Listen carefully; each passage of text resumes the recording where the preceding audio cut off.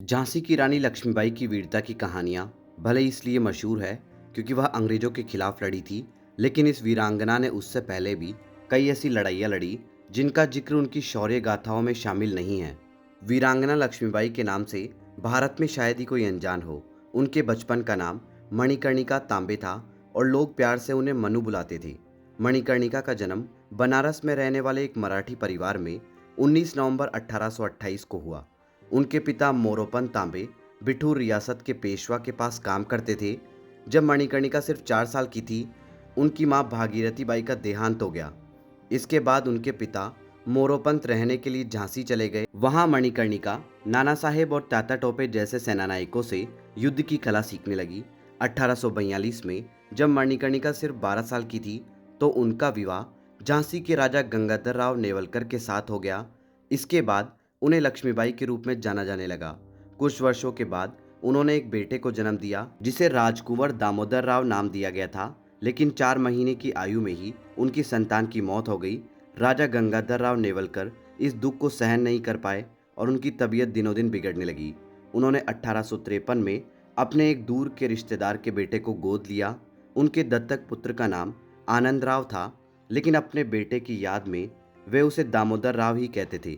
लेकिन 21 नवंबर 1853 को गंगाधर राव की मौत हो गई। उस दौर में अंग्रेजी हुकूमत ने राजाओं के बच्चों को गोद लेने की प्रथा के खिलाफ सख्त रुख अपना लिया था। हालांकि झांसी के राजा ने ईस्ट इंडिया कंपनी के मेजर एलिस की मौजूदगी में दामोदर राव को गोद लिया था। इसके सारे कागजात गवर्नर जनरल लॉर्ड डलहौजी तक पहुंचाए गए। वसीयत के मुताबिक दामोदर राव के बड़े होने के बाद वह झांसी के राजा होते। तब तक के लिए राज्य की बागडोर लक्ष्मीबाई के हाथों में थी, लेकिन लॉर्ड डलहौजी ने इसे मानने से इनकार कर दिया और उन्होंने झांसी को कैप्टन अलेक्जेंडर स्किन के हवाले कर दिया। इससे चिंतित होकर लक्ष्मीबाई ने दिसंबर 1853 में मेजर एलिस के जरिए वरिष्ठ अंग्रेज अधिकारी जॉन मैकलम को चिट्ठी लिखी, लेकिन उन्होंने इसे आगे नहीं बढ़ने दिया। इसके बाद मार्च 1854 में अंग्रेजी शासन ने लक्ष्मीबाई को किला छोड़कर किसी दूसरे महल में रहने का फरमान सुनाया। उनके गुजारे के लिए हर महीने 5,000 रुपये पेंशन भी बांध दिया गया, लेकिन लक्ष्मीबाई को यह स्वीकार नहीं था और अपने राज्य के आत्मसम्मान की रक्षा के लिए उन्होंने सेना के साथ साथ आम लोगों को भी विद्रोह के लिए तैयार करना शुरू कर दिया। इसमें महिला और पुरुष दोनों शामिल थे। अब तक दामोदर राव की उम्र 7 साल हो चुकी थी। इसी को देखते हुए लक्ष्मीबाई ने उनका उपनयन संस्कार करवाने का फैसला किया। इस समारोह में उन्होंने भविष्य की योजना बनाने के लिए नाना साहेब, दिल्ली के सुल्तान बहादुर शाह जैसे शासकों को बुलावा भेजा। इस दौरान हिंदू और मुसलमान सैनिकों के बीच एकता को लेकर बड़ी चर्चा हुई।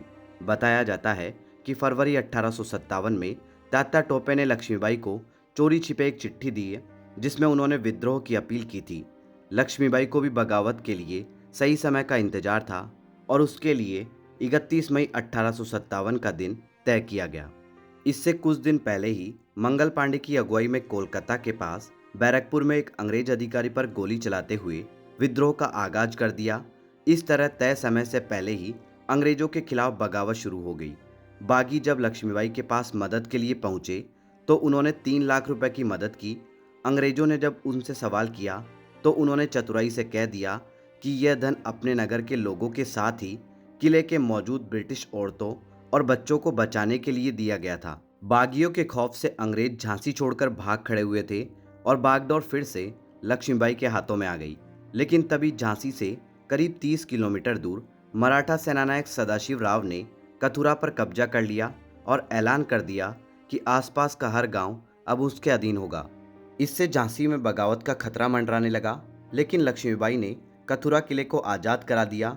लेकिन सदाशिव ने कुछ समय के बाद लक्ष्मीबाई पर फिर से हमला किया और उन्हें बंदी बना लिया। लक्ष्मीबाई इससे उभरती कि साथे खान की अगुवाई में पड़ोसी राज्य ओरछा ने झांसी पर हमला कर दिया, लेकिन लक्ष्मीबाई ने अपने घायल सिपाहियों के दम पर ही उन्हें खदेड़ दिया। इन लड़ाइयों ने झांसी को भले ही कमज़ोर बनाया हो, लेकिन लक्ष्मीबाई के युद्ध कौशल की चर्चा हर तरफ हो रही थी।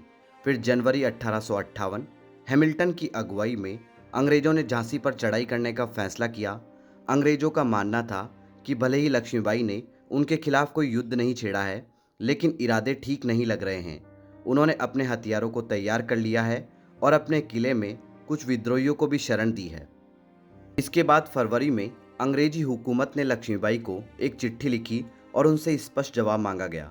लक्ष्मीबाई को एहसास था कि अंग्रेजों से सामना करना उनके लिए आसान नहीं है, लेकिन वे और सभी सहयोगी झुकना नहीं चाहते थे।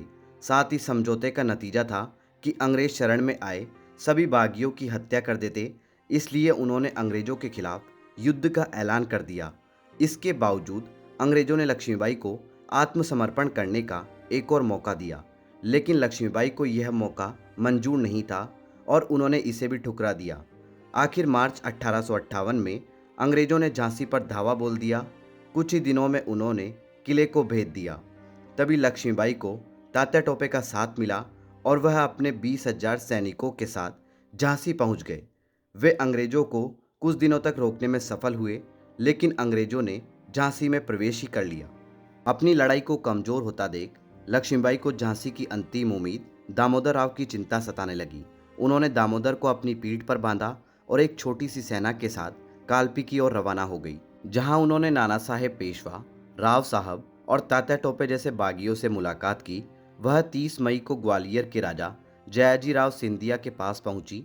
वैसे तो जयाजी राव अंग्रेजों के पक्षकार थे, लेकिन इस बार उनकी सेना ने लक्ष्मीबाई का साथ दिया। यह बात जब अंग्रेजों को पता चली तो वे ग्वालियर पहुंच गए, लेकिन लक्ष्मीबाई ने हथियार नहीं डाला और अंग्रेजों ने 17 जून 1858 को उनकी हत्या कर दी। कहा जाता है कि युद्ध के दौरान एक अंग्रेजी सैनिक को वह देख नहीं पाई और उसने उनके सीने पर हमला कर दिया। उन्होंने सैनिक पर जवाबी हमला भी किया। लक्ष्मीबाई का खून तेजी से निकल रहा था। घोड़े पर दौड़ते दौड़ते उनके सामने एक छोटा सा नाला आ गया। लक्ष्मीबाई को लगा कि घोड़ा एक छलांग में इसे पार कर लेगा और उन्हें कोई पकड़ नहीं पाएगा, लेकिन घोड़ा एक कदम भी आगे नहीं बढ़ा। तभी उनके कमर की बाईं ओर एक गोली लगी और उनकी तलवार छूटकर नीचे गिर गई। वह अपने हाथ से खून को दबाने की कोशिश कर रही थी, लेकिन एक अंग्रेज सैनिक अब उनके पास पहुंच चुका था। उसने लक्ष्मीबाई के सिर पर तलवार से वार किया। इस हमले में वह घोड़े से नीचे गिर गई। तभी उनके एक सैनिक ने उन्हें कंधे पर उठाया और पास के एक मंदिर ले गया। लक्ष्मीबाई की स्थिति तेजी से बिगड़ रही थी। इसी बीच उन्होंने साथी सैनिक से कहा, मेरा शरीर अंग्रेजों को नहीं मिलना चाहिए। यह कहते हुए वह हमेशा के लिए खामोश हो गई। इसके बाद उनके बचे कुछ सैनिकों ने लकड़ियां जमा की और उनके मृत शरीर को तुरंत आग लगा दी। इस दौरान उनके बेटे दामोदर राव की जान सुरक्षित थी।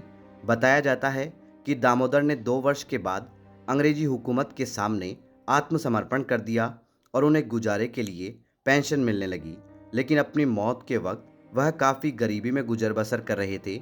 लक्ष्मीबाई के वंशज आज इंदौर में रहते हैं और खुद को झांसी वाला कहते हैं।